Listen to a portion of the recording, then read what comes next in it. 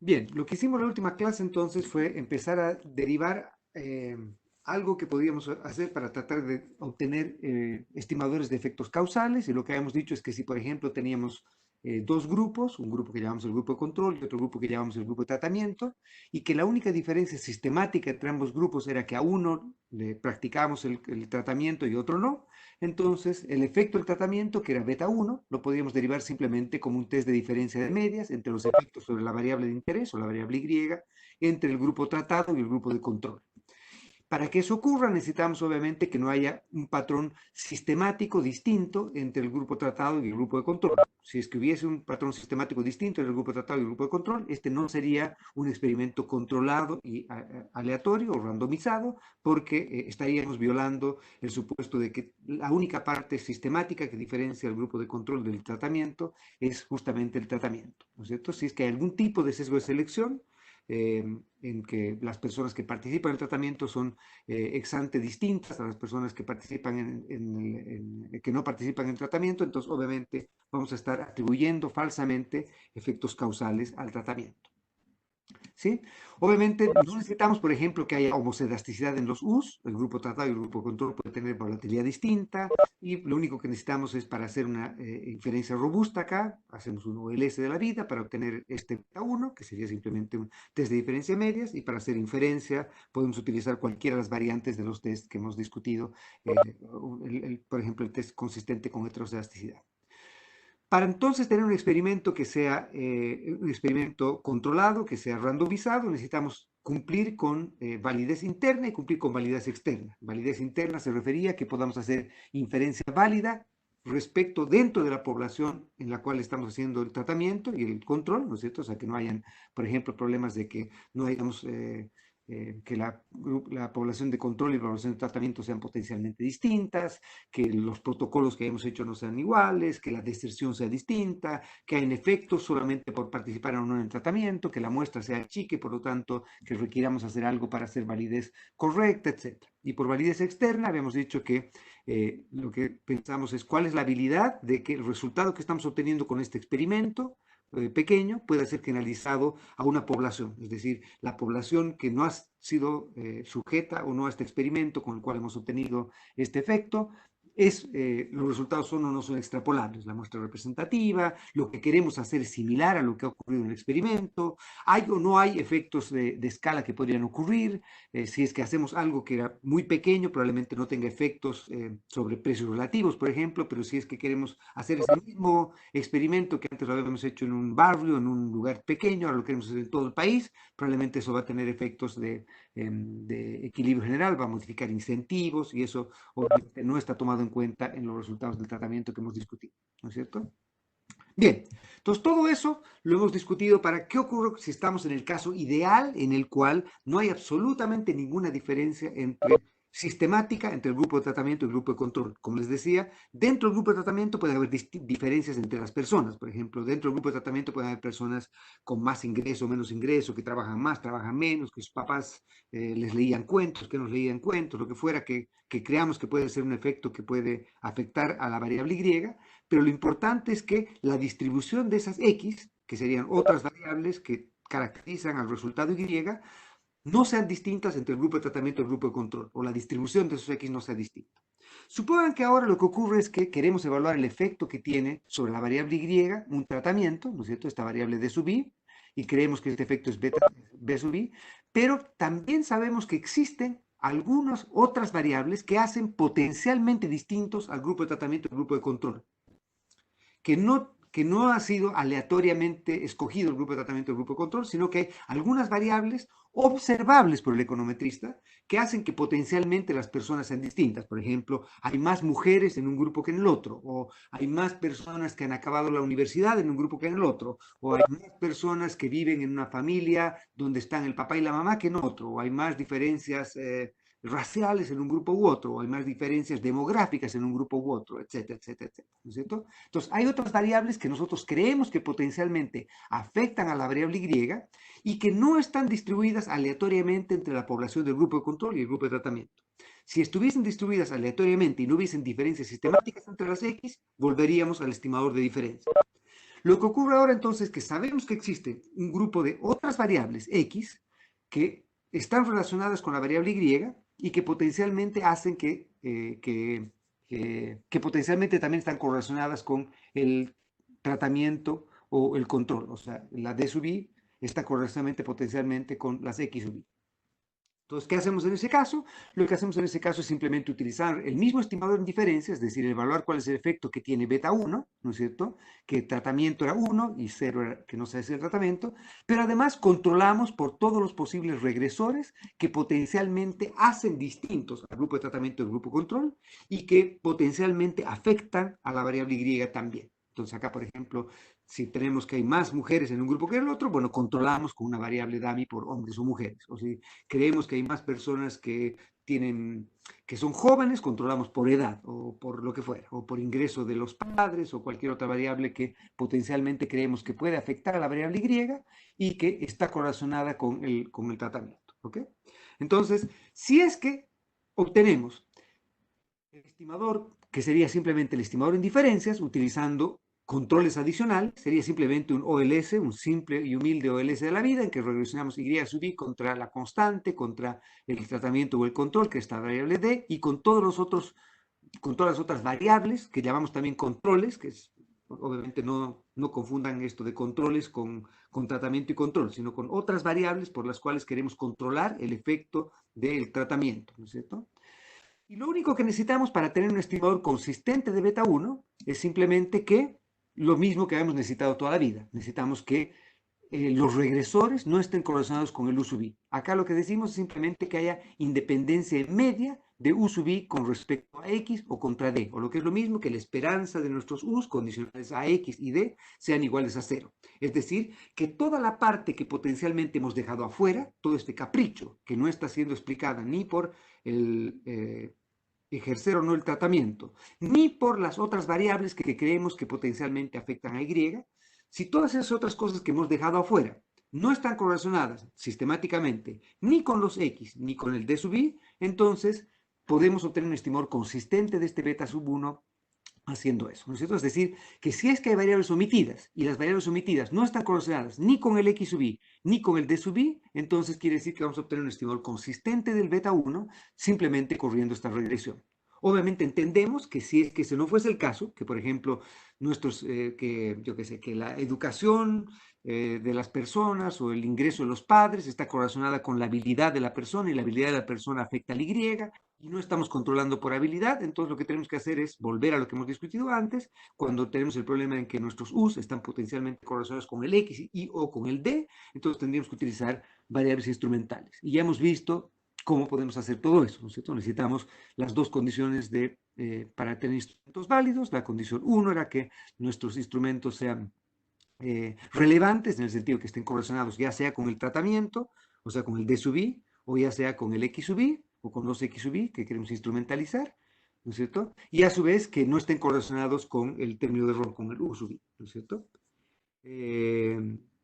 Esos controles son algo distinto a efectos fijos. Sí, vamos a discutir lo de efectos fijos en un minuto más cuando veamos el estimador de difference in difference. Sí, Agustín, son distintos en principio.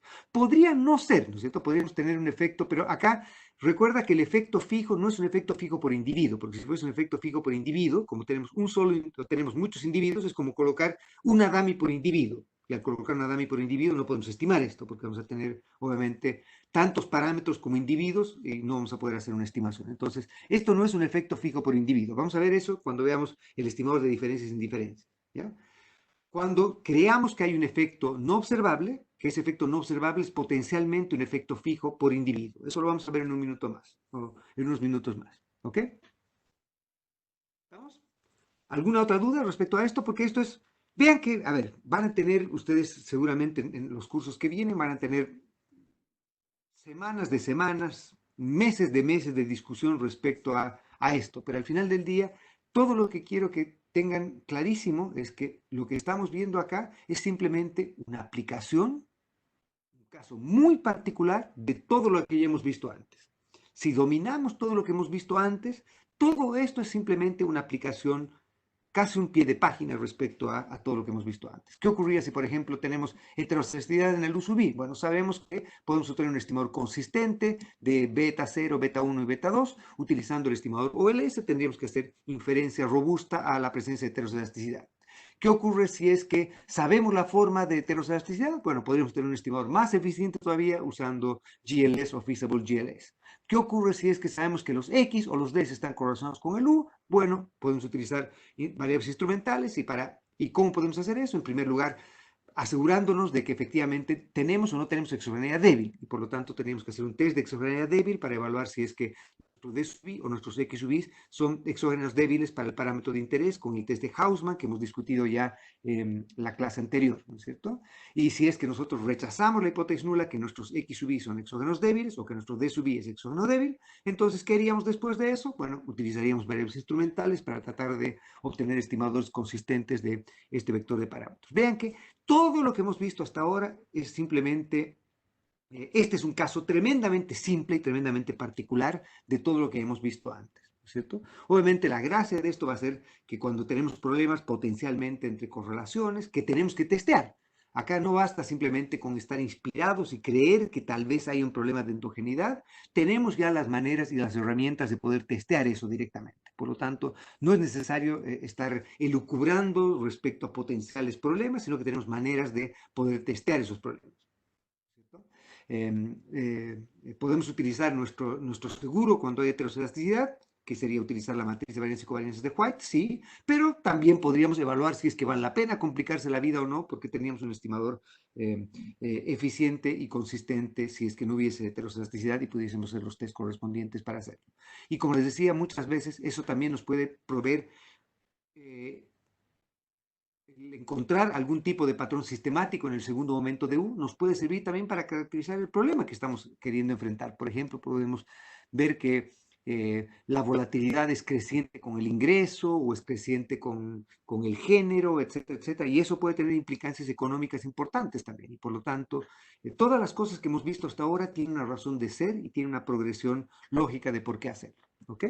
Entonces, hasta ahora lo que hemos visto es simplemente el caso en el que hemos hecho nuestro experimento o tenemos nuestro grupo de tratamiento y grupo de control y que potencialmente tenemos un problema en que el efecto sobre Y también depende de algún conjunto de variables X que observamos directamente y que esas X podrían estar correlacionadas con el D sub I, por lo tanto, omitir esas X va a crearnos un sesgo e inconsistencia en la estimación del efecto del tratamiento. ¿Ok? Una manera distinta en la que podemos hacer básicamente lo mismo es utilizar un método que se llama el Propensity Score Matching, que lo van a ver ustedes en su curso de seguramente micro 3 y métodos cuantitativos 3 también van a ver algo de esto porque van a ver la parte en la que tienen que hacer estimaciones de elección de variable binaria. No sé si hay algunos de ustedes que han escuchado hablar de este término ya. Seguramente los que están en micro 4 o en métodos, no, métodos 4 no pueden estar. Déjenme contarles un poco cuál es la historia. La historia detrás de esto es básicamente la siguiente. Supongan que participar o no participar en el tratamiento no es aleatorio. Entonces, que hay un conjunto de variables que están correlacionadas con la probabilidad de participar en el tratamiento. Por ejemplo, supongamos que queremos evaluar cuál es el efecto que tiene sobre el ingreso el que se haya hecho un programa de empleo, de emergencia, en una comuna, por ejemplo. En una comuna se ha detectado que había alto desempleo y un alcalde dice que va a crear un programa de empleo donde viene la gente, se le entrega platita y con esa platita, yo qué sé, pinta una pared, por decir algo. ¿Ok? Y queremos evaluar cuál ha sido el efecto o el impacto que ha tenido ese programa sobre, por ejemplo, el desempleo de las personas o sobre los ingresos de las personas.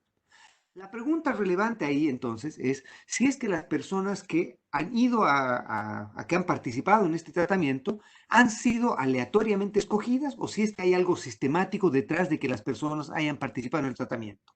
Por ejemplo, Si es que estamos en el caso este de que en esta comuna dice, las primeras 10 personas que vengan les vamos a dar una brochita y van a pintar esto, a las primeras 10 personas que vengan les vamos a entregar un subsidio, o a las primeras personas que vengan les vamos a hacer algo así. Entonces lo que va a ocurrir es que obviamente las 10 personas que vengan no han salido por una muestra aleatoria de la población, sino que esas personas han tenido potencialmente la decisión de si querían levantarse temprano, hacer la cola para estar ahí y recibir este empleo, por ejemplo. Entonces, lo que ha ocurrido en ese caso es que con alta probabilidad las personas que han participado en el tratamiento no han sido aleatoriamente elegidas, sino que ha habido algo sistemático que determinaba que esas personas participen o no en el tratamiento. Entonces, lo que nos gustaría, en primer lugar, es tratar de evaluar si es que la probabilidad de participar en el tratamiento es o no sistemático y depende de un conjunto de variables observables. Entonces, todo lo que vamos a ver en este momento va a ser simplemente cuando la diferencia entre el grupo de tratamiento y el grupo de control se puede resumir en variables observables. ¿Ok? Vamos a discutir un poquito más tarde qué ocurre cuando hay diferencias entre el grupo de tratamiento y el grupo de control que se pueden atribuir a variables que no observa el econometrista directamente. ¿Ok? Entonces, en primer lugar, lo que hacemos es esto.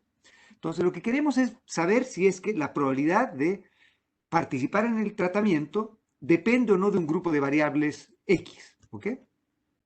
Y lo que hacemos entonces es tratar de modelar esto, tratar de modelar de qué depende esta probabilidad.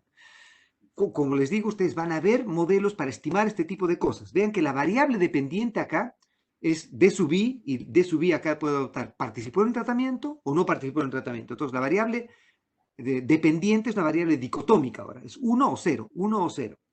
Es una variable como las dummy que hemos visto en la primera parte del curso, pero recuerden que lo que hemos hecho en la primera parte del curso es asumir que estas variables dummy eran variables exógenas, eran parte de las X, eran parte de los regresores. Entonces hemos visto que eso lo que evaluaba el efecto era simplemente el efecto que tenía sobre Y, el participar o no, en este caso, el tratamiento. Pero ahora lo que queremos evaluar es dar la vuelta a la pregunta. La pregunta es, ¿de qué depende que alguien participe en el tratamiento? Entonces queremos evaluar los determinantes de participar en el tratamiento. Y ahora la variable dependiente entonces adopta los valores 0, 1. Como la variable dependiente adopta los valores 0, 1 y solo adopta valores discretos, entonces en principio la econometría para hacer estimaciones es algo distinta. Y los modelos que utilizamos son los modelos que llaman los modelos de elección binaria en este caso particular, o más generalmente los modelos con variable dependiente cualitativa también se los llama. ¿Okay? En un entorno más general. Van a pasar la mitad o no sé si la mitad, pero una parte de su curso de métodos cuantitativos 3, viendo justamente este tipo de modelos. Entonces van a ver los modelos, típicamente el modelo Logit, el modelo Probit, que son maneras en las cuales ustedes pueden estimar esta probabilidad. Por lo pronto, simplemente asuman que la probabilidad de participar en el tratamiento depende de un conjunto de variables observables y lo que hacemos es tener estimadores de la probabilidad de participar en el tratamiento. Lo que observamos entonces es que una persona participa o no en el tratamiento. Entonces la variable D sub I vale 1 o 0. Lo que queremos ahora es obtener estimadores de la probabilidad de participar en el tratamiento dadas las variables observables X. Entonces lo que hacemos con este modelo, ustedes van a ver que hay una variante de esto que es hacer simplemente un OLS, que sería hacer un OLS con la variable dependiente 1 o 0. Eso tiene algunos inconvenientes, crea heterocedasticidad, además que la variable como la variable dependiente solo puede adoptar valores entre 0 y 1, la estimación de la probabilidad puede superar a 1, puede ser negativa y por lo tanto no es adecuado hacer lo que se llama el modelo lineal de probabilidad. Eso lo van a ver también en su curso de métodos cuantitativos 3. Acá simplemente quiero que sepan que hay maneras en las cuales pueden hacer estimaciones de estas probabilidades, dependiendo de esto, utilizando modelos como el Logit o el Probit que les decía. Entonces, lo que va a decirme eso es simplemente, una vez que he estimado este conjunto de parámetros, ¿sí? Entonces, dado una distribución que yo asumo respecto a cuál es la probabilidad de que una persona participe en un tratamiento condicional en un conjunto de observables de X sub I, luego que estimado este delta, lo que puedo hacer entonces es obtener un estimador de la probabilidad que una persona haya participado o no en el tratamiento dado sus X. Entonces, por ejemplo, en el ejemplo que teníamos antes, la probabilidad de participar o no en el tratamiento, por ejemplo, la probabilidad de ir a hacer esta cola y estar en el grupo de las 10 primeras personas que están en la cola para entrar a participar en un taller de capacitación o lo que sea. Por ejemplo, ese X puede depender del costo-oportunidad de las personas, ¿no es cierto?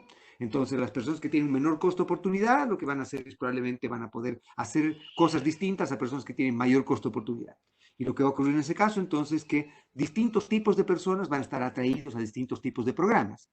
Entonces, no podríamos decir lo que nos gustaría evaluar, que sería el efecto contrafactual que no hemos visto. Es, ¿qué hubiese ocurrido con esa persona si es que en realidad, en lugar de participar en este programa, no hubiese participado en el programa? Esa es la pregunta que queremos responder. ¿Cuál es el contrafactual? ¿No es cierto? Lo que podríamos hacer es entonces, en primer lugar, tomar a las personas que participaron en el programa, ver cuánto ganaron. Y después tomar a todas las personas que no participaron y ver cuánto ganaron. Pero si sabemos que hay unas variables X, que son distintas entre las personas que participaron y no participaron en el programa, entonces obviamente van a haber diferencias sistemáticas entre los dos.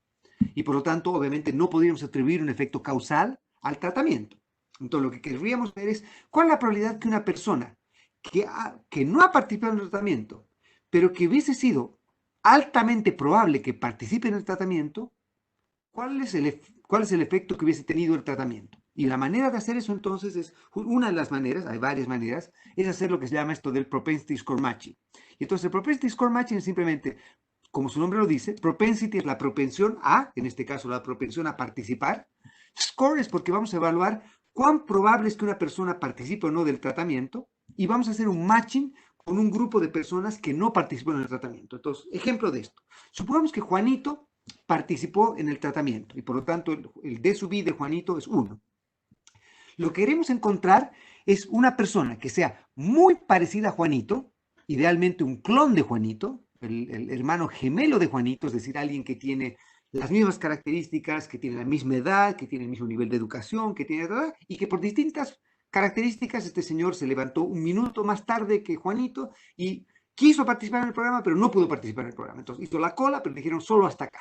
Yo qué sé, algo parecido a eso, ¿no es cierto? Entonces, idealmente nos gustaría ver ¿qué ha hecho ese señor? Porque obviamente el señor no ha vuelto a su casa, se ha quedado viendo tele y no ha hecho nada. El señor seguramente eh, ha, ha ido a buscar trabajo en otra parte, ha hecho otra cosa, etc. Entonces lo que queríamos ver es cuál es el efecto que tuvo el tratamiento sobre Juanito y para evaluar eso lo que queremos saber es qué hubiese hecho Juanito si es que no hubiese sido tratado. Como no tenemos a Juanito, lo que hacemos es buscar dentro de la población que no fue tratada al, entre comillas, clon, a la persona más parecida a Juanito. ¿Cómo evaluamos a la persona más parecida a Juanito? Bueno, una manera de hacer eso es simplemente ver todos los X, todos los observables detrás de Juanito y tratar de encontrar los X más parecidos dentro del grupo de control, de aquellos que no participaron en el tratamiento. Y después comparar cómo le fue a la persona en el Y, entre la persona que fue tratada, Juanito, y su clon que no fue tratado. Una manera de resumir eficientemente eso, si toda la diferencia y la heterogeneidad está en estas observables, es estimar esta probabilidad y luego de estimar la probabilidad, tomar a toda persona que fue tratada, es decir, a toda persona con D sub igual a 1, por ejemplo, Juanito, y ver cuál es, dado los X de Juanito, ver cuál es la probabilidad que el modelo asigna a que Juanito hubiese participado en el tratamiento. Y lo que hacemos después es tomar a todas las personas que no fueron tratadas, ¿sí? Y dentro de todas las personas que no fueron tratadas, como tenemos sus X también, estimar la probabilidad de que estas personas hubiesen participado, hubiesen sido propensas a participar en el tratamiento. Y escogemos a la persona que nos entrega un valor predicho, esta probabilidad, lo más parecida posible a Juanito. ¿Sí? Entonces estamos tratando de encontrar aquella persona que tenía la misma propensión a ser tratada que Juanito, en función de sus observables. Y entonces vamos a tener a Juanito y su clon se va a llamar Carlita, por decir algo. Y entonces Juanito y Carlita, Juanito ha participado y Carlita no. Después tomamos a Pepito y Pepito participó y yo qué sé, y Juan Carlos no. Y por otro lado, Ana participó, Isabel no participó, pero que tienen probabilidades muy parecidas a haber participado, a la propensión de haber participado. Y entonces lo que hacemos es ahora, tomamos a todas las personas que participaron, vemos el Y subido de las personas que participaron, ¿sí? Y corremos, y corremos, y corremos esta regresión. O hacemos un test de diferencia de medias entre el grupo que efectivamente fue tratado y como grupo de control tomamos un grupo de control artificial que sería simplemente las personas que no fueron tratadas pero que tenían propensión muy parecida para ser tratadas a las personas que fueron tratadas. Ese modelo en el que escogemos el clon de ese modo es el que llamamos el modelo de vecino más cercano. Es decir, escogemos una sola persona que es la que nos da la probabilidad más cercana de haber estado ahí. O el grupo de personas que tienen una probabilidad idéntica y con eso utilizamos nuestro grupo de control. ¿Ok? Obviamente podríamos utilizar otro tipo de generaciones de este clon o de personas no tratadas, que sería, por ejemplo, utilizando otros métodos que se llaman métodos de kernel, que seguramente, como les digo, van a ver con más calma en otros cursos. Pero simplemente quería que la intuición les quede clara con esto. Y después de que han hecho eso, tienen tratamiento y control y simplemente un test de diferencia de medias, y con el test de diferencia de medias están listas. ¿Sí? ¿Les parece? ¿Están de acuerdo todos? ¿Alguna duda? Muy bien, muchachos. ¿Ok? Bien, entonces con eso estamos en básicamente la manera en que podríamos hacer evaluaciones en estos experimentos, entre comillas, experimentos controlados puros o experimentos controlados, entre comillas, con controles. ¿Y por qué? Controlados porque tenemos una manera de aislar la parte distinta al tratamiento del control en función de variables que son observables.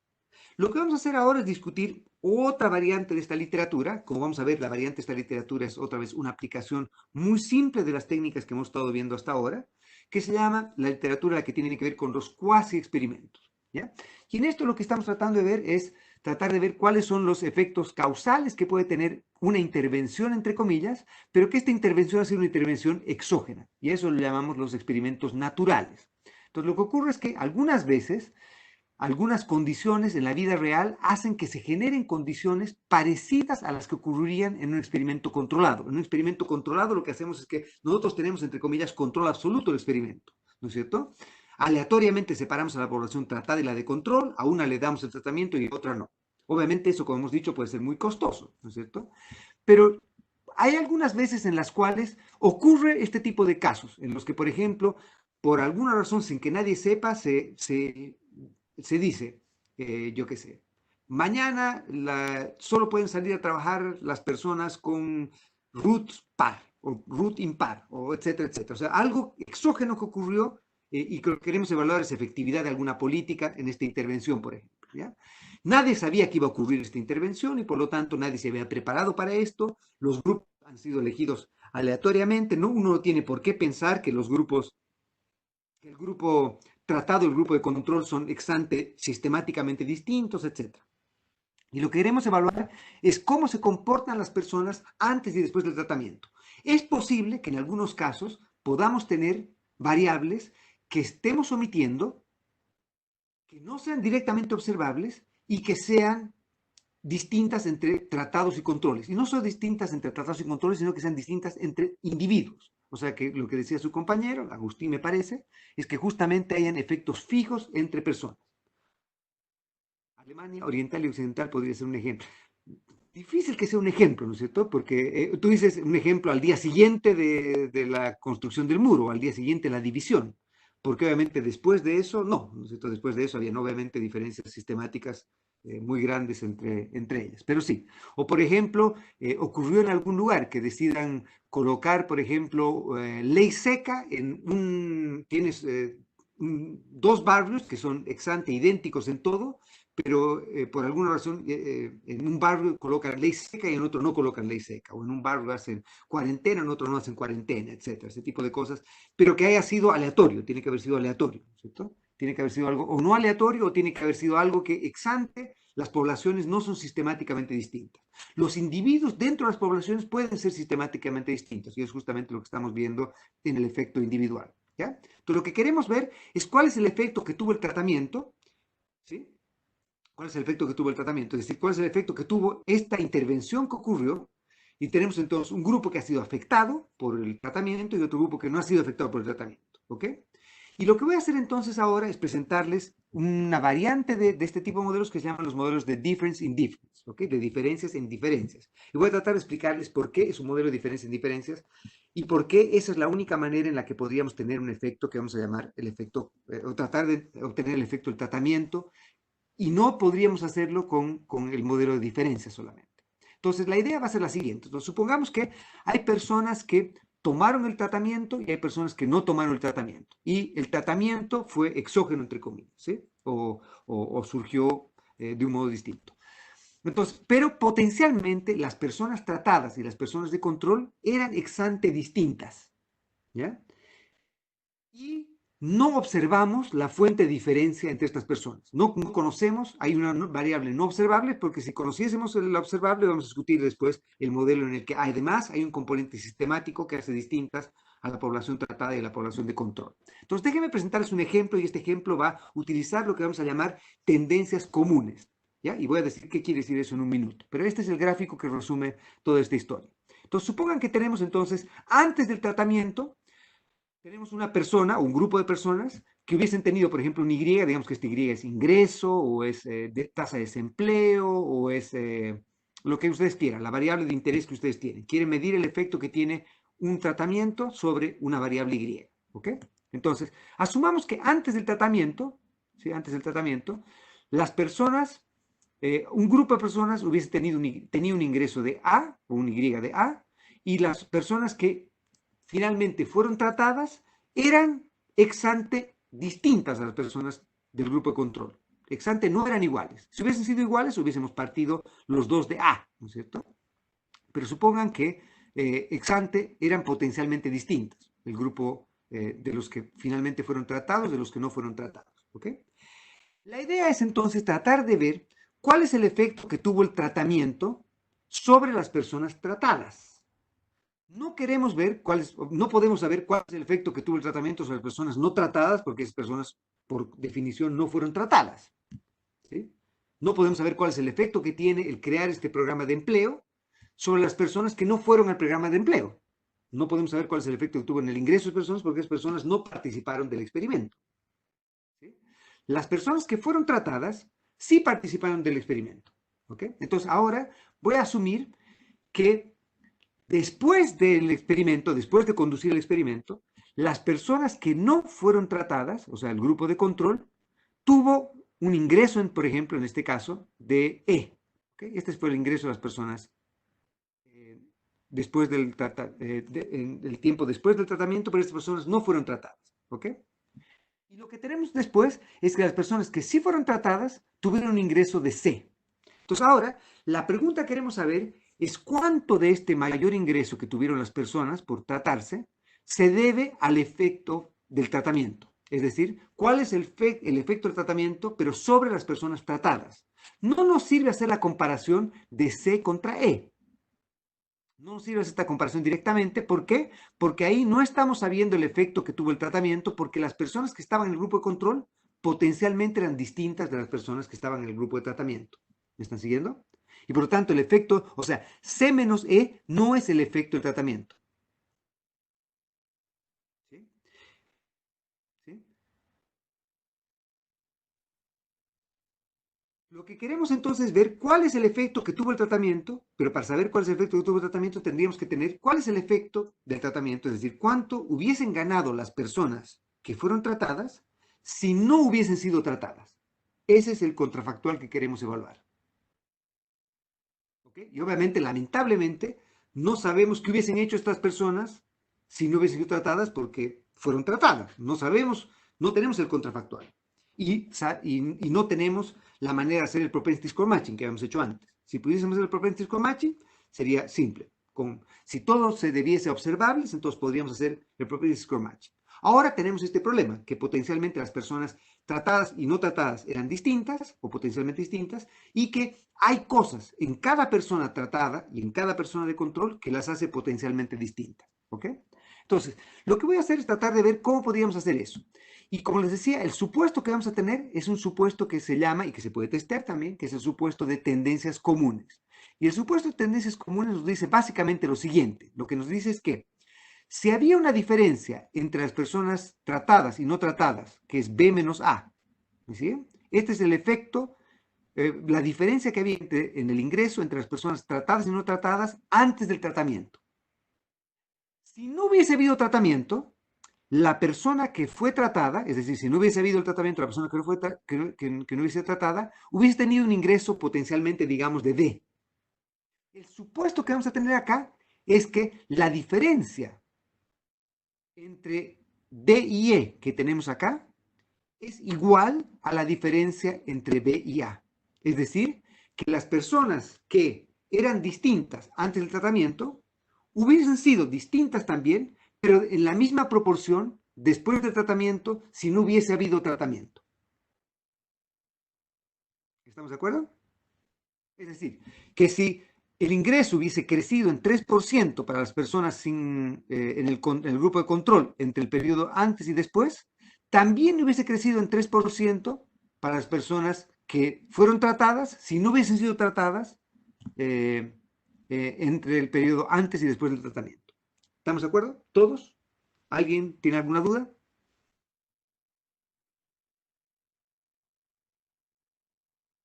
¿Ok? Entonces, lo que queremos ver entonces es algún ejemplo de este supuesto. Sí, o sea, un ejemplo podría ser, por ejemplo, que tenemos que las personas que fueron tratadas y las personas que no fueron tratadas son personas que, por ejemplo, en ausencia del tratamiento, la economía estaba creciendo al tanto por ciento, los ingresos hubiesen crecido al tanto por ciento, pero unas personas en el grupo tratado, por ejemplo, tenían ingresos promedio más altos o tenían mayor capacitación que las otras o vivían en un barrio distinto, pero no tenemos información del barrio. Solo sabemos si las personas fueron tratadas o no fueron tratadas y no tenemos ninguna otra información adicional. Y creemos que habían potencialmente diferencias entre las personas tratadas y no tratadas y que cada persona en el grupo de tratamiento era potencialmente distinta a la otra persona también. Déjenme, en un minuto más les voy a presentar un ejemplo de esto cuando hagamos la parte del estimador directamente. ¿Ok? Por ahora déjenme ir con la intuición de esto. ¿Estamos de acuerdo? Matías. Déjeme con la introducción y en un minuto más concretamos. Y después, lo que voy a hacer probablemente la próxima clase, es que la próxima clase, después del control, vamos a, no sé si la próxima clase, pero voy a presentarles unos 2 o 3 papers en los cuales voy a mostrarles cómo utilizar distintas técnicas de las que hemos estado viendo en clases para hacer concretos los ejemplos de cómo utilizamos estas técnicas para responder preguntas en la vida real. Vamos a hacer eso. Déjenme ver si la próxima clase o la subsiguiente, o programamos un ciclo de charlas para que no sea solo materia, sino que vean también aplicaciones prácticas de estos métodos, ¿ok? Pero vamos a hacer varias de estas cosas y vamos a mostrar ejemplos de esto, ¿ok? Entonces, ¿cuál es la idea acá? La idea entonces es que si es que efectivamente hubiesen estas tendencias comunes, que otra vez es un supuesto testeable, entre antes del tratamiento y después del tratamiento para las personas que fueron y no fueron tratadas, lo que queremos ver es qué hubiese hecho esta persona si es que no hubiese sido tratada. Y si es que no hubiese sido tratada, hubiese obtenido un punto D. Obviamente no observamos ese punto D. Lo que nos gustaría entonces es saber cuál es el efecto del tratamiento. Y el efecto del tratamiento entonces sería C menos D. ¿Me sigue? Sería C menos D. ¿Cómo obtenemos un estimador de C menos D si no observamos D? Pues la respuesta es otra vez simple. Si es que la diferencia entre el tratamiento y el control se hubiese mantenido constante en ausencia del tratamiento, entonces la diferencia o la distancia entre B y A debiese ser igual a la distancia entre D y E. ¿Están de acuerdo? Si la diferencia entre B y A es igual a la diferencia entre D y E, entonces como yo observo B y yo observo A, yo podría tener un estimador de la diferencia entre D y E simplemente utilizando en lugar de D menos E, B menos A. Y con eso entonces tendría esta parte de acá cubierta. Solo me faltaría estimar esto, pero eso es bastante simple de estimar. ¿Por qué? Porque como yo observo C, C menos E, C menos E sería toda esta parte de acá, y si yo resto D menos E, me quedaría simplemente C menos D. Pero el estimador de D menos E va a ser simplemente B menos A. Y esto es justamente lo que he derivado acá. Entonces, el efecto del tratamiento, ahora si lo colocamos en términos más sofisticados si quieren, el efecto del tratamiento, o sea, nuestro delta, va a ser simplemente el efecto que tiene, ¿sí?, el resultado de la variable Y, de la variable interés, entre el grupo de tratamiento y el grupo de control después del tratamiento, que sería C menos E, menos la diferencia que hubiese existido entre D y E, que la estimamos consistentemente con la diferencia antes del tratamiento entre el grupo tratado y el grupo de control, que era B menos A. Entonces yo puedo obtener el efecto del tratamiento como el promedio de diferencias después del tratamiento entre tratados y controles, menos el promedio de diferencias antes del tratamiento entre tratados y controles. Y con eso tengo el efecto de la diferencia. ¿Me siguen? Entonces, ¿cuál es la idea? La idea de esto es simplemente que si yo, por ejemplo, tuviese que Y, a ver, déjenme tratar de presentarles esto tal vez formalmente o más simplemente de este modo. Voy a tratar de conectarme a la pizarrita.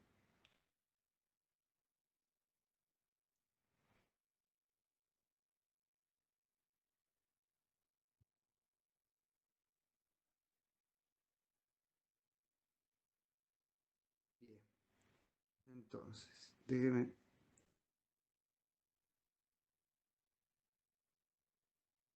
La pizarrita.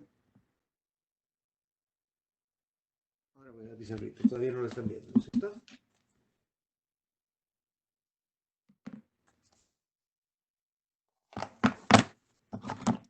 Ya. Ahora sí, voy a cambiar y me avisen si es que. Ah, creo que había un pequeño problema.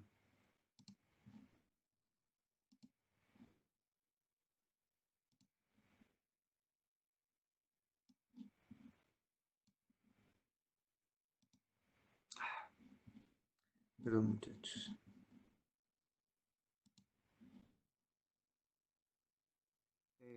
Creo que había una pregunta, ¿no? Voy a responderle en un minuto. ¿Cuál es el motivo de por qué estaríamos realizando un difference in difference y no matching? Porque tenemos que la diferencia entre el grupo tratado y el grupo de control se debe potencialmente a no observables.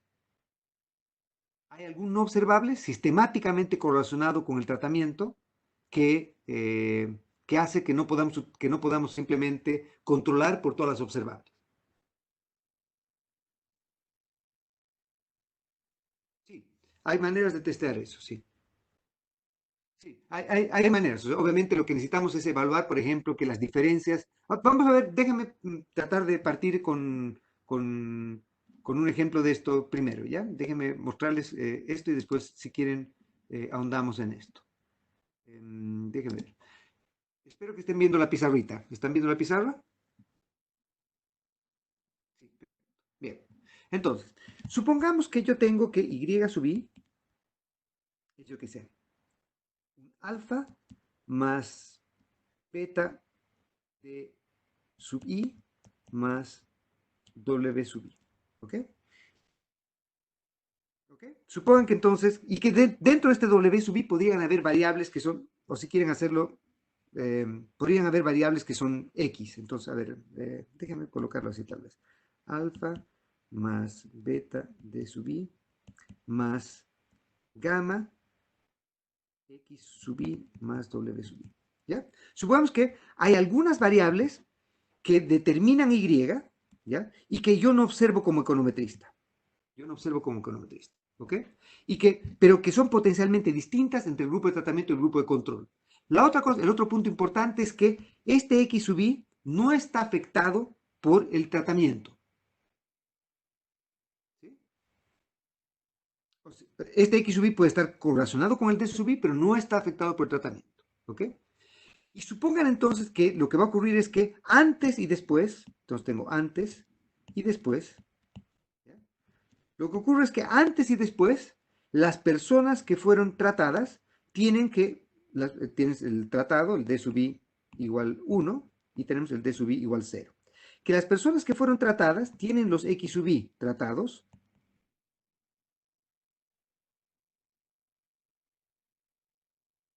que no observamos, pero que son iguales. Entonces acá se vería esto de tendencias paralelas, ¿no es cierto? O que crecen en la misma proporción también, podría ser la otra manera de presentar. Que crecen en la misma proporción. Entonces sería que esto antes y después crecen en la misma proporción, hubiesen crecido en la misma proporción, o que hubiesen sido exactamente iguales, pero que potencialmente son distintos estos dos señores. Entonces que los X, hay algunos X que son distintos entre grupo de tratamiento y grupo control, pero que son distintos entre estos dos, pero que las diferencias no se pueden atribuir al tratamiento. ¿Ok? Entonces lo que ocurría es que si yo ahora tomase una primera diferencia a esto, la primera diferencia es simplemente tomar para cada individuo cuál ha sido el Y antes del tratamiento y después del tratamiento, entonces llamamos after menos el Y before, ¿sí? Para cada persona. Entonces, lo que va a ocurrir es que vean, esto va a ser alfa más beta, el tratamiento, no tratamiento, ¿no es cierto? Más gamma x sub i del after y después. Y ahora el resto, perdón, más el W, todo esto está con after. Bueno, after va a ser lo mismo, after. ¿Sí? Y after. Menos esto mismo, before. Vale, obviamente el beta, estoy tratando de evaluar justamente el tratamiento, nos va a afectar esto. Y menos gamma del x sub i before. Menos w sub i before. ¿Ok? Entonces, ¿cuál es la idea? Si es que los x fuesen iguales para las personas tratadas o no tratadas, antes y después del tratamiento, como estoy restando acá, esto con esto va a ser igual que esto y se me va a ir. ¿Sí? Toda esta parte que también es un efecto fijo, que hace que las personas antes y después, los mismos individuos, antes y después del tratamiento hubiesen tenido el mismo alfa, antes y después del tratamiento hubiesen tenido el mismo X, y por lo tanto no va a haber un efecto sistemático de esa parte. ¿Me está siguiendo? Y por lo tanto entonces me va a quedar que simplemente yo puedo evaluar el efecto del tratamiento como el beta de su. Acá le coloco obviamente la constante para ver cuál es el efecto que tiene simplemente el tratamiento aquí. ¿Sí? Y esta, la diferencia, este U sub i que estamos colocando acá, es la diferencia entre los Ws. Si es que esta diferencia entre los Ws no es sistemática y no está correlacionada con el tratamiento, entonces el U tampoco va a estar correlacionado con el tratamiento. ¿Me sigue? Entonces lo que estamos diciendo acá es que si es que hubiese un efecto fijo, ¿sí?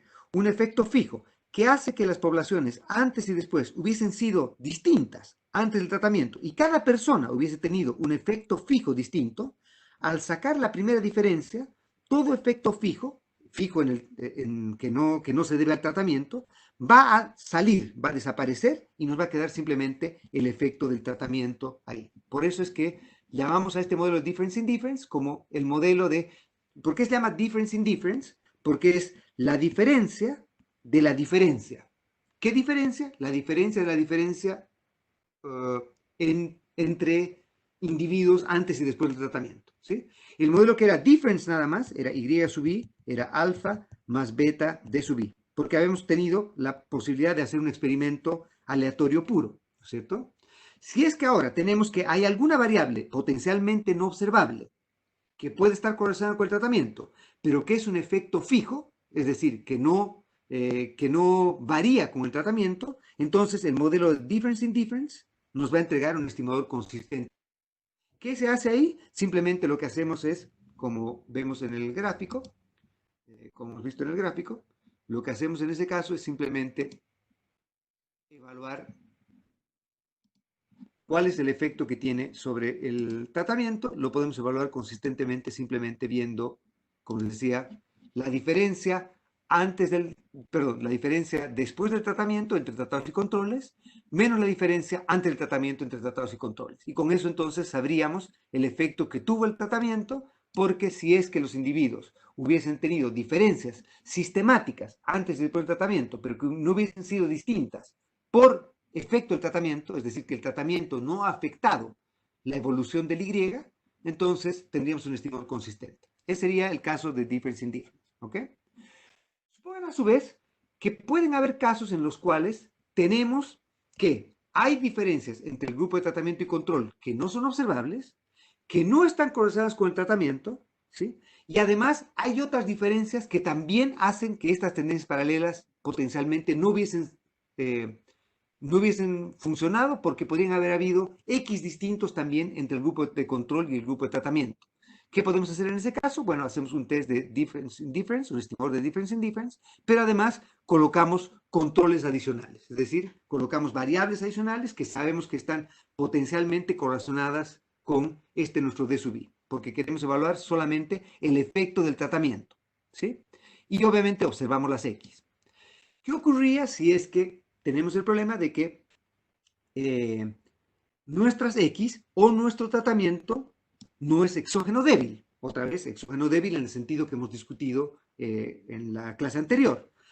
en la primera clase. Entonces, si no fuese exógena débil, entonces, obviamente, el estimador de delta tampoco va a ser un estimador consistente del efecto del tratamiento. Podríamos hacer un test de exogeneidad débil para evaluar si está bien hacer eso. Una vez que hemos hecho el test de exogeneidad débil y rechazamos exogeneidad débil, entonces, ¿qué podemos hacer? Lo mismo que hemos hecho antes, tratar de buscar algún instrumento y tratar de utilizar variables instrumentales también para sacar el estimador de difference-indifference con variables instrumentales. ¿Qué ocurriría si tenemos heteroelasticidad? Controlamos por heteroelasticidad utilizando la matriz de varianza y covarianza de White, etc. ¿Qué ocurriría si es que tenemos ahora el problema de que tenemos además que la diferencia en el tratamiento, estas tendencias comunes, no se satisface, pero que la pendiente es un efecto fijo también? Entonces lo que podríamos hacer es el efecto de difference, indifference, indifference, que sería sacarle una diferencia adicional a esto y con eso podríamos obtener un estimador consistente de los efectos. Entonces, hay otras variantes del método de estos de cuasi experimentos para evaluar este efecto del tratamiento utilizando variantes de test de diferencias de medias, que al final del día eso es lo que estamos haciendo acá, ¿no es cierto? Este es un simple test de diferencia de medias en este caso, solo que la diferencia la hacemos en el cambio en el ingreso antes y después del tratamiento entre las personas tratadas y las personas no tratadas. Y con eso estamos listos para evaluar el efecto que tuvo sobre el tratamiento una determinada variable. Es así de simple lo que estamos haciendo. ¿Sí? Y obviamente otra vez, si es que sabemos que hay algunas variables sistemáticas que pueden afectar esta diferencia y que no potencialmente se deben solamente al tratamiento, bueno, controlamos por esas variables y con eso tenemos el modelo de difference indifference con controles. ¿Ok? ¿Estamos? ¿Cuál es la gracia de usar el difference indifference que parta con diferencias entre B y A y un modelo parecido que no tenga esa distancia inicial? No estoy seguro de entender bien tu pregunta. O sea, para poder hacer el modelo de difference indifference, yo necesito tener un antes y después del tratamiento. Claro que sí, puedes hacerla por micrófono, Adolfo. Buenos días, profesor. Mi duda más o menos enfocada que si partimos analizando dos grupos que ya tienen una potencial diferencia, ¿por qué no hacer un modelo semejante pero que ambos partan en A? ¿O eso no se podría hacer? ¿Cómo que partan en A? Tú dices Por ejemplo, controlando que el grupo controles de con secuencias control y el grupo de distintas. tratamiento tengan la misma ventaja inicial, o sea, que los dos tengan el mismo ingreso inicial, por ejemplo, antes. Claro, podrías hacer eso, pero en ese caso estarías acercándote a un experimento controlado. Mm, Estás acercándote a que la única diferencia va a ser el tratamiento. Si puedes hacer eso, sería hermoso. Si puedes hacer que todos partan de lo mismo y que después del tratamiento si no hubiese habido tratamiento, todos hubiesen tenido la misma evolución, entonces estás justamente en el caso de un modelo de difference nomás. No necesitas hacer difference in difference, ¿por qué? Porque como todos partieron igual, en ausencia del tratamiento todos hubiesen comportado igual, entonces la diferencia entre C y E va a ser el tratamiento. Porque partieron igual y no hubiesen sido distintas después del tratamiento si no hubiese habido tratamiento. ¿Estamos de acuerdo? ¿Sí? Entonces, acá tu problema está en que si hubieses podido hacer eso, ese es el sueño del pibe, ¿no? Si pudiese haber hecho eso, no tienes el tiempo con difference in difference ni nada. O sea, si tienes la garantía de que estás frente a un experimento natural o estás en un experimento controlado, o que no hay diferencias ex ante entre el grupo de tratamiento y el grupo de control, y no hubiesen habido diferencias ex post en ausencia de tratamiento entre el grupo de tratamiento y control, entonces estás justo en el lugar hermoso en el que basta con el difference estimator. Si es que no hubiesen habido diferencias o las diferencias se deben a algún patrón sistemático, pero no se deben al tratamiento, ¿sí? Entonces podrías hacer el difference con controles. Ahora estás en el caso en el que hay diferencias sistemáticas entre el grupo de tratamiento y el control. Algunas de ellas pueden ser observables y otras potencialmente no observables. Entonces ahí tienes que utilizar este test de difference in difference. ¿Okay?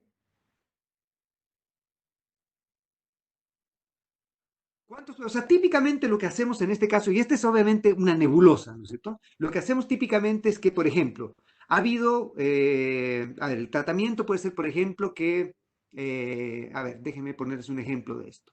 El tratamiento ha sido, por ejemplo, en alguna comuna hubo cuarentena y en otra no hubo cuarentena, por decir algo, ¿no es cierto? Y lo que quiero evaluar cuál es el efecto que tuvo sobre el número de infectados el que se ha hecho una cuarentena. ¿Ya?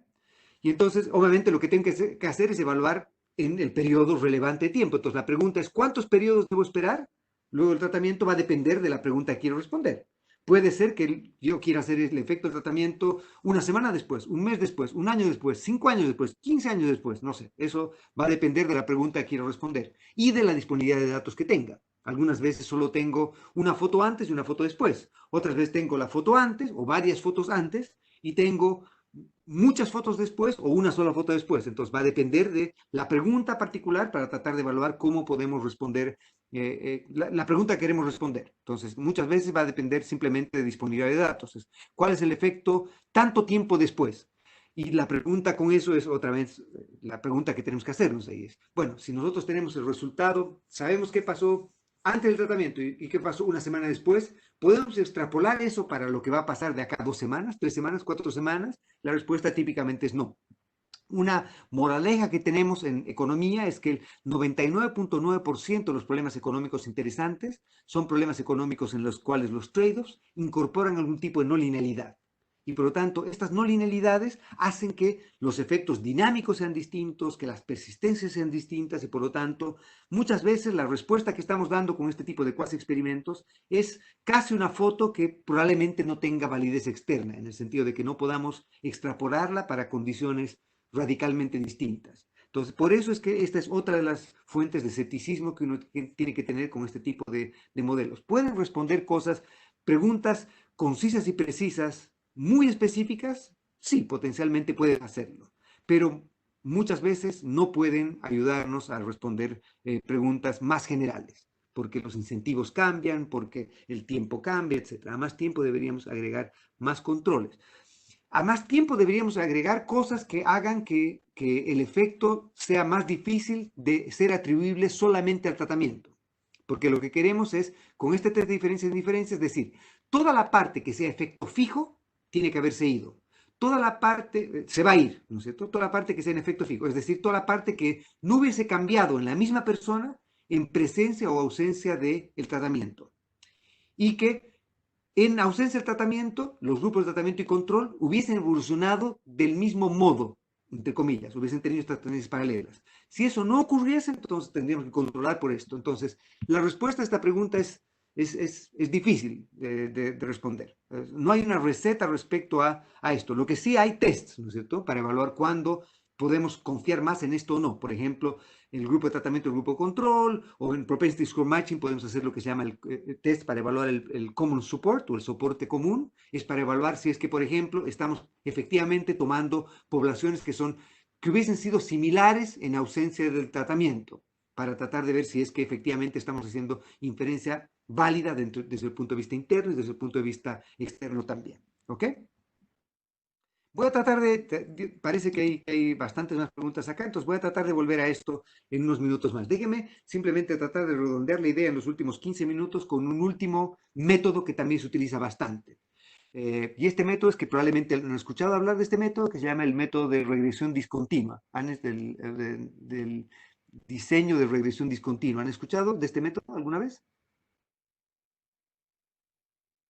Sí, sí, sí, sí, sí. Ok, bien. Y, ok. La idea acá es que vamos a tratar de evaluar el efecto de una intervención o un tratamiento cuando, pero lo vamos a evaluar en el margen, en micro 4.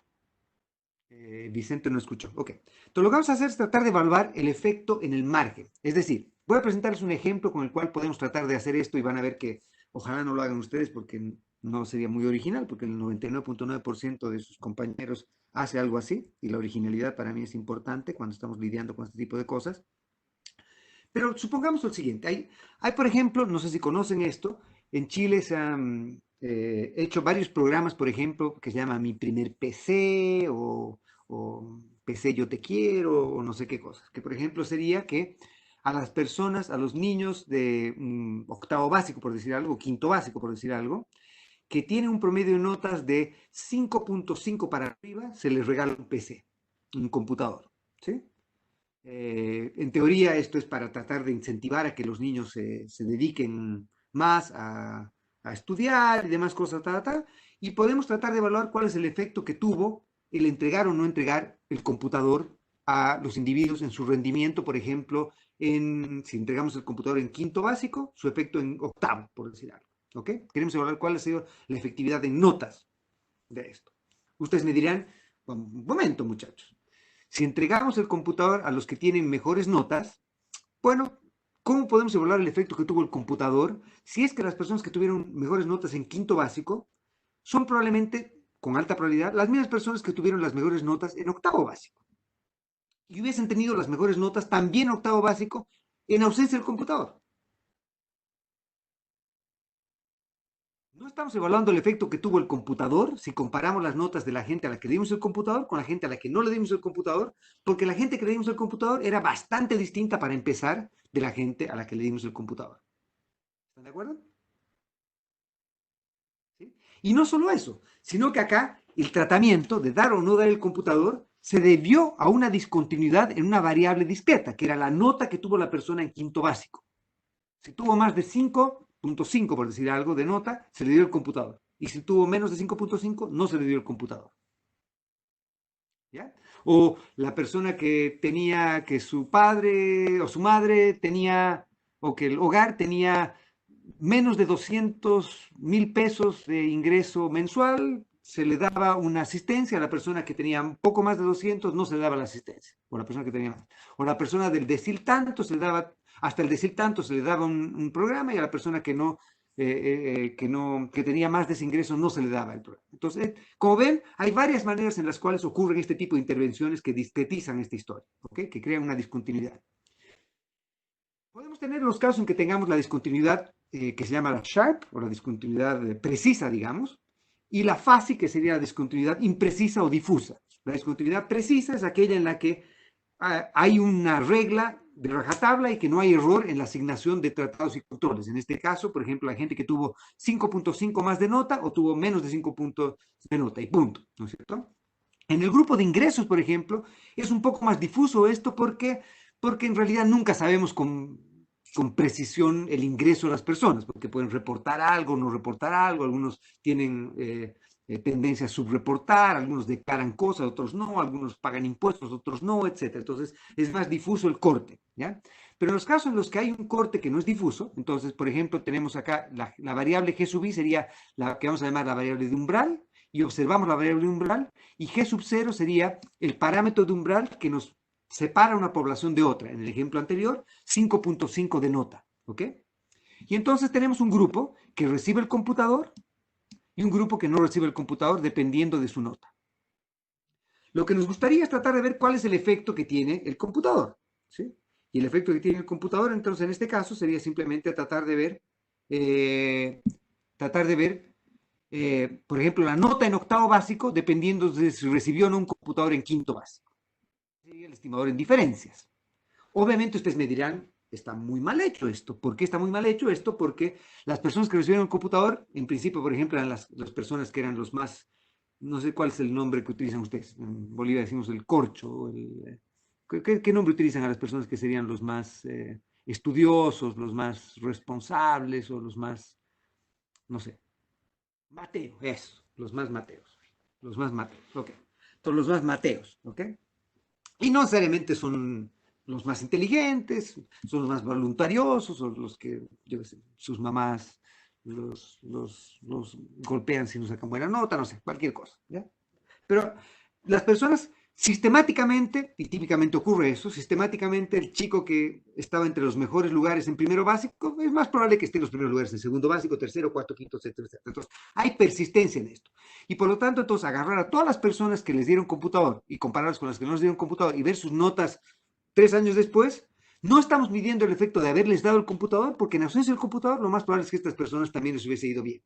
¿Ok? Entonces, lo que queremos hacer ahora es tratar de ver cuál es el efecto que tuvo el computador, pero aprovechando que esto se hizo sin que las personas supiesen, porque si por ejemplo hubiesen sabido que iban a darles un computador si tenían 5.5% o 5 puntos de nota, entonces probablemente algunos hubiesen cambiado su comportamiento, etc. Lo que queremos es hacer lo más aleatorio posible esto, el grupo de tratamiento y grupo de control. Y lo más comparable, ex ante, el grupo de tratamiento y control. Lo que decía su compañero antes, tratar de que la diferencia acá sea que todos partan más o menos de A, porque si no parten más o menos de A, no podemos hacer esta comparación de manera precisa. Y vean que acá no podemos utilizar el test de difference indifference, porque antes y después del computador, las tendencias acá pueden depender de muchas cosas. El difference indifference lo podríamos utilizar, pero tal vez podríamos hacer algo distinto. Y eso es lo que queremos hacer acá. Aprovechar esta discontinuidad, que es arbitraria, que no se ha debido a nada más que un capricho, decidir que sea 5.5,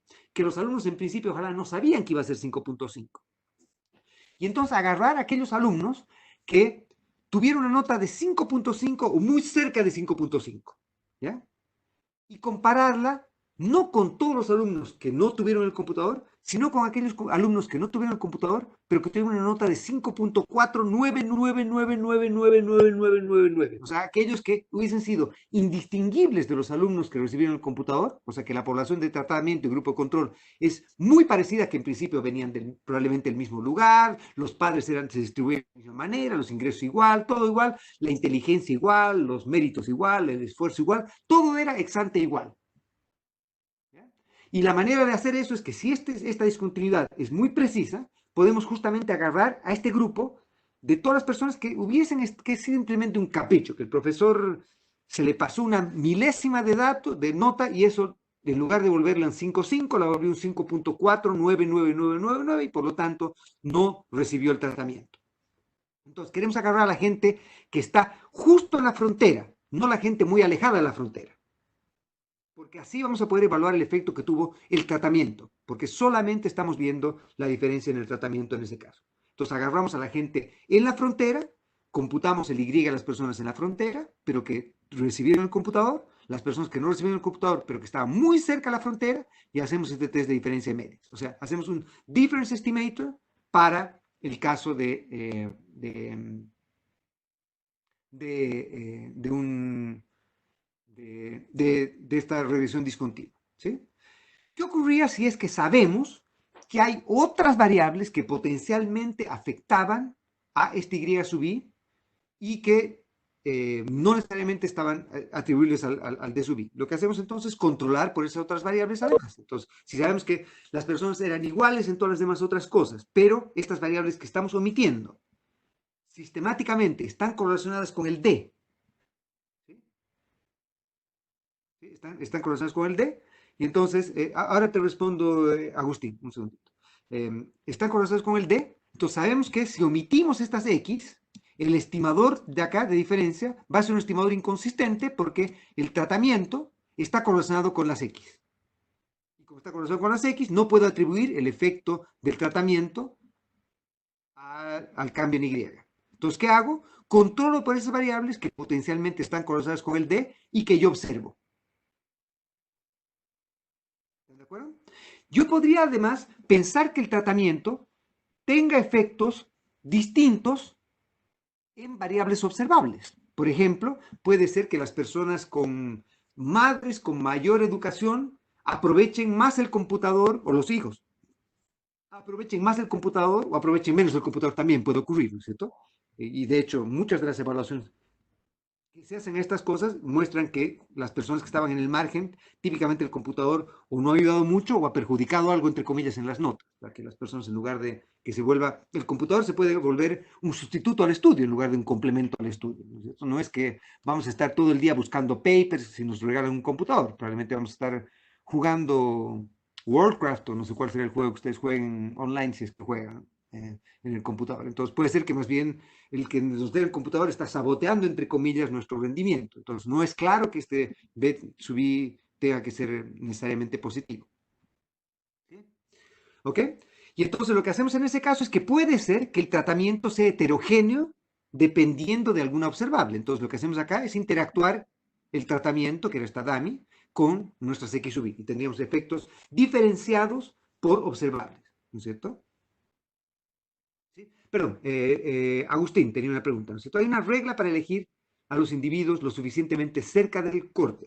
Bueno, la regla es que tienen que estar razonablemente cerca del corte, por lo tanto, obviamente va a haber algo de arbitrariedad en eso, pero además tiene que ser un grupo lo suficientemente grande como para que yo pueda hacer este test de diferencia medias. O sea, si yo tengo una sola persona que recibió el computador, que ha recibido el 5.5, y yo tengo 20 personas que no recibieron el computador, que tienen el 5.4999, voy a tener una muestra desbalanceada hacia un lado, y por el otro lado también. Y por lo tanto, entonces, no es tan claro cómo escoger los grupos de control y tratamiento, ¿no es cierto? Aunque yo tenga una diferencia precisa en cuál es el punto de discontinuidad, el escoger si la gente que tiene 5.5 es lo suficientemente parecida a la gente que tuvo 5.6 o 5.7, entonces los puedo juntar como el grupo tratado. Y la gente que tuvo 5.499 no es mucha, entonces le tengo que bajar al 5.48 y no es mucha, tengo que bajar al 5. Y así sucesivamente. Tengo que tener un grupo lo suficientemente grande dentro de tratamientos y controles para poder hacer inferencia, primero. Y segundo, asegurarme que al haber creado este ancho entre los tratados y controles, no estoy creando demasiadas diferencias iniciales. Si las creo y esas diferencias están correlacionadas con estos regresores observables, entonces yo puedo volver a hacer este test de diferencias con covariantes, ¿no es cierto? Entonces, incluir algunas covariantes adicionales que me van a aminorar la inconsistencia o el sesgo que podría tener por este lado, ¿sí? Obviamente, otra cosa que podría hacer, como hago siempre, o como podrían hacer siempre, es hacer estas diferencias que tienen que hacer para asegurarse que no hayan diferencias observables entre el grupo de tratamiento y control antes del tratamiento. ¿Sí? Entonces tendrían que, por ejemplo, agarrar variables que potencialmente son regresores que podrían causar estas cosas, podrían ser la educación de los padres, dónde viven, composición demográfica, edad, género, etcétera, etcétera, etcétera, y ver que la distribución entre tratados y controles es más o menos parecida para tener una muestra balanceada en ese caso. Si no la tienen, tendrían que incorporar estos controles adicionales. ¿Ok? Y si es que tienen estos modelos difusos, en los modelos difusos lo que tienen que hacer entonces es que ustedes tienen que, el tratamiento no es determinístico, o sea, no es que si se cumple esto vas a estar en un grupo y si no se cumple va a estar en el otro, sino que es probabilístico, entonces que hay cierto ruido en que esto ocurra. Entonces, si es que, por ejemplo, el G sub i es mayor que G sub 0, esto hace más probable que pertenezca al grupo o no pertenezca al grupo. Y lo que tienen que hacer es entonces es evaluar estimadores de esta probabilidad de participar o no participar y con eso trabajar en esta variante de modelos. Una cosa que quería que quede clara con esto es que si ven, esto es simple y llanamente lo mismo que tener un test de quiebre estructural. Lo que ustedes llaman ahora como un Regression Discontinuity Design es lo que hace 40 años o 50 años se llamaban test de quiebre estructural. Acá lo que estamos asumiendo es que hay un quiebre o hay una diferencia potencialmente en la nota de los individuos. Entonces, que después del tratamiento, que se asemeja a tener una nota mayor a algo, la gente se comporta de modo distinto o no se comporta de modo distinto después del tratamiento. Entonces, lo que estamos haciendo es simplemente hacer un test de quiebre estructural, asumir si es, o evaluar si es que hay un quiebre estructural en este punto de quiebre o no. Y por lo tanto, este es exactamente igual a un test de quiebre estructural como el test de quiebre estructural de Chow. Y además es un poco menos sofisticado que los modelos de quiebre estructural más sofisticados que existen, por ejemplo, los modelos de series de tiempo, en los cuales hacemos que la variable de quiebre estructural sea endógena, que sería algo parecido a un caso de un modelo de regresión discontinua no preciso, pero no es exactamente eso. ¿Ok? Entonces, como ven, todo lo que hemos hecho hasta ahora en el curso de econometría, desde la primera clase hasta la última, nos muestra que todo lo que hemos visto es simplemente, o toda esta parte, toda esta literatura de regression discontinuity, de los difference indifference, de difference estimators, de todo este tipo de cosas, son simplemente casos tremendamente particulares de los modelos que hemos visto desde el primer día de clase. ¿Ok? Y por lo tanto, entender.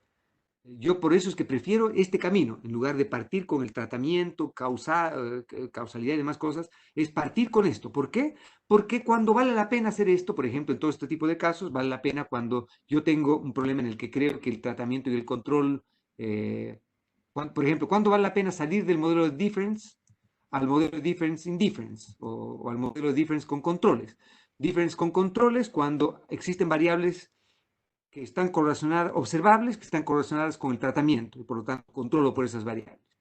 ¿Cuándo vale la pena irme al difference indifference? Cuando yo sé que hay variables potencialmente, o yo creo que hay variables potencialmente no observables que están correlacionadas con el tratamiento. ¿Cómo puedo testar eso? Haciendo un test de exogeneidad débil, etcétera. Entonces, todo esto que hemos visto hasta ahora son simplemente aplicaciones de lo que ya han visto en el curso hasta el momento. Entonces, me gustaría que yo sé que la tentación a sumergirse en el lenguaje que van a tener ustedes de esto de tratamientos causales, entre comillas, y yo les digo siempre entre comillas porque no hay economía detrás de esto muchas veces y por lo tanto causa es algo que es un poquito más profundo que simplemente un test de diferencia de medias, que es lo que se hace muchas veces con este tipo de aplicaciones prácticas. Hay que tener un poquito más de respeto a la economía en este caso, entender que los modelos son en general más complejos, más no lineales y que esta cosa va a ser con suerte una primera aproximación a evaluar este tipo de efectos. ¿Ok?